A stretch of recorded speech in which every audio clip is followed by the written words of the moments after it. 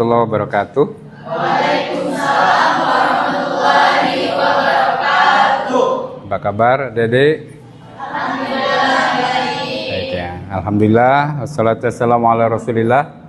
La haula wala quwata illa billah, ma ba'd. Saya Dr. Haji Maulana MKM.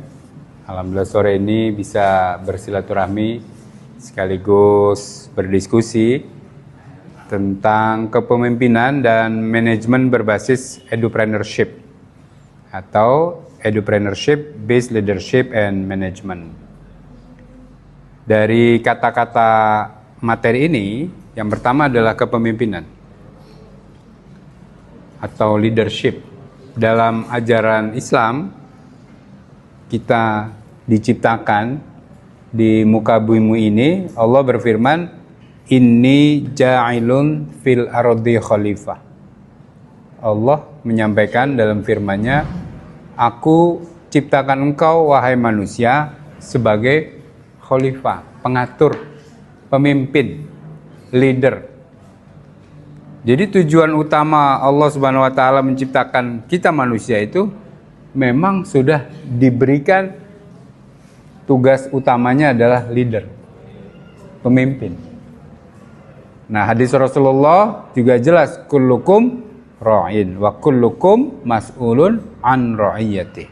Kamu semua ini, kata Rasulullah, umatku adalah pemimpin dan akan dimintai pertanggungjawaban atas kepemimpinannya. Entrepreneur itu jiwa wirausaha. Muslim itu diperintahkan untuk mempunyai jiwa sebagai wirausaha. Rasulullah itu dari umur muda, 12 sudah ikut pamannya, umur 18, 20-an itu sudah menjadi CEO kalau sekarang. CEO ya, pemimpin sebuah perusahaan. Jadi dia bawa misi dagang, barang yang dari Mekah dibawa ke Syam, dijual, dan kembali lagi membawa barang dagangannya. Dan cara bisnis Nabi itu sangat transparan. Jadi kalau misalnya di Syam ada yang mau beli, Rasul selalu jawab, ini harganya kalau di Mekah sekian. Saya berjalan dengan kafilah saya sekian hari, kira-kira Anda mau kasih untung saya berapa? Gitu. Itu waktu melamar Khadijah, jumlah mahar, ada riwayat yang ngomong 25 unta dan unta zaman itu sama dengan kendaraan terbaik. Yang punya unta itu cuma raja-raja, pemimpin kafilah. Kalau sekarang Alphard berarti 25 mobil Alphard. Dan mungkin kalau pemuda itu punya duit yang lama karena dia sudah kerja sebagai seorang direktur. Nah, bayangkan ya, pemilik modal dengan Khadijah bertemu dengan Rasulullah, seorang direktur bisnis yang selalu untung karena dia jujur, bersatu. Maka kira-kira tambah kaya modalnya, bersatunya modal dengan pengusaha. Jadi kalau ada yang ngomong Rasul di usia mudanya, ini salah.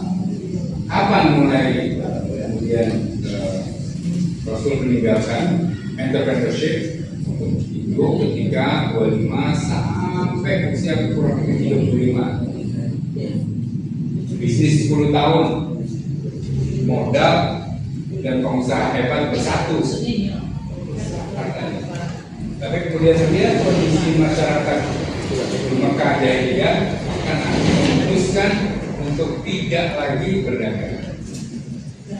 Apa yang dilakukan? Serta hanus dibuat bolak-balik ke atas. Ya kalau kita mungkin kalau sekarang ya pengusaha yang sahamnya udah banyak, duitnya udah banyak, pengusaha kerja sekarang waktunya memikirkan umat. Jadi dia bertahanus. Siapa yang ngasih makan? Istrinya. Dengan simpanannya yang banyak. Kemudian turun wahyu, diperintah untuk mengajak tauhid. Disitulah perjuangan mulai. Hanya banyak orang ngomong life begin. Kok itu dimulai dari umur 40 tahun. Rasul itu perjuangan dalam konteks kenabiannya umur 40 sudah matang. sudah cukup secara duniawi.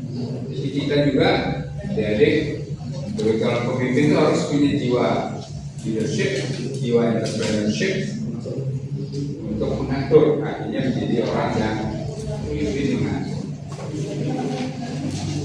Memang ada kondisi ya, pemimpin kayak Rasulullah itu setelah menjadi Rasul, uangnya habis untuk kepentingan dakwah. Pengikut Nabi yang pertama, kelompok-kelompok sebagian besar adalah kelompok hamba sahaya, biaya hidupnya oleh Nabi, sehingga harta Rasulullah itu habis.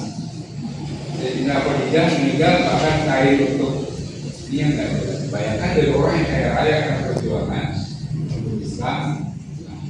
Nah, jadi itu juga kita. Kalau kita mau jadi pemimpin, berjuang dulu secara ekonomi. Sudah mapan, jadilah pemimpin. Berjuang untuk orang-orang yang kita pimpin. Dan itu saya pelajari, kemudian saya terapkan.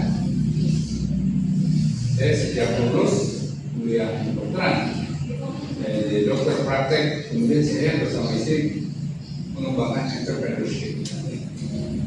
Dalam rumah sakit, Anissa, ini, usaha-usaha buka lapangan kerja, termasuk bagus. Ketika usia 25-40 ikuti Rasul. Jadi kalau dia punya pacar, cari itu orang-orang yang punya wawasan entrepreneurship, orang yang punya suami. Kalau bisa mempertemukan jiwa leadership dan entrepreneurship, itu masih bisa. Jadi Islam nggak melarang orang kaya, tapi untuk merancang program dan pembiayaan pengembangan lembaga pendidikan.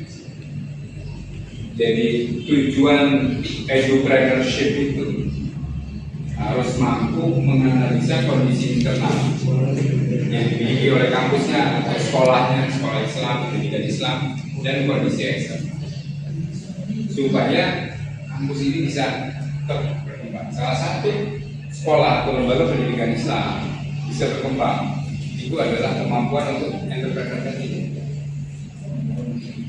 Makanya misalnya kita harus belajar juga kondisi eksternal. Oh ya, di sekolah ini kalau dulu belum ada MBA, anak-anaknya butuh makan, jajan, kantinnya disewakan, maka uangnya bisa digunakan untuk membiayai lembaga. Itu berarti menganalisa kebutuhan eksternal, kebutuhan dengan kondisi internal. Tapi eksternalnya ada, orang mau jajan buat kantin, tapi internalnya nggak punya tanahnya. Nah, itu harus berinovasi lagi. Jadi bagaimana supaya bisa menganalisa kondisi eksternal dan internal untuk merancang program dan pembiayaan pengembangan produk. Nah, ini ada aspek kepemimpinan, ada manajemen entrepreneurship. Jadi kepemimpinan dan manajemen ya.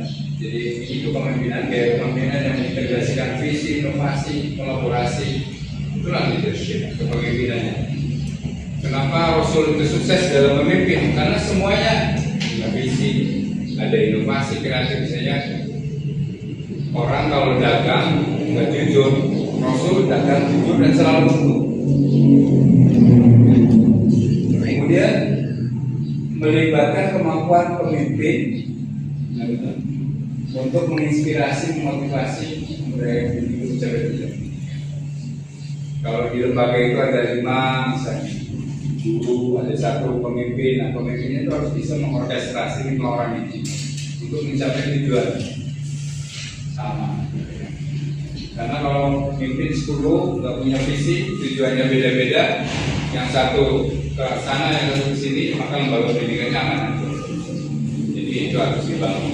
Kemudian yang berikutnya adalah manajemen entrepreneurship, yaitu penerapan prinsip-prinsip kewirausahaan dalam pengelolaan lembaga pendidikan.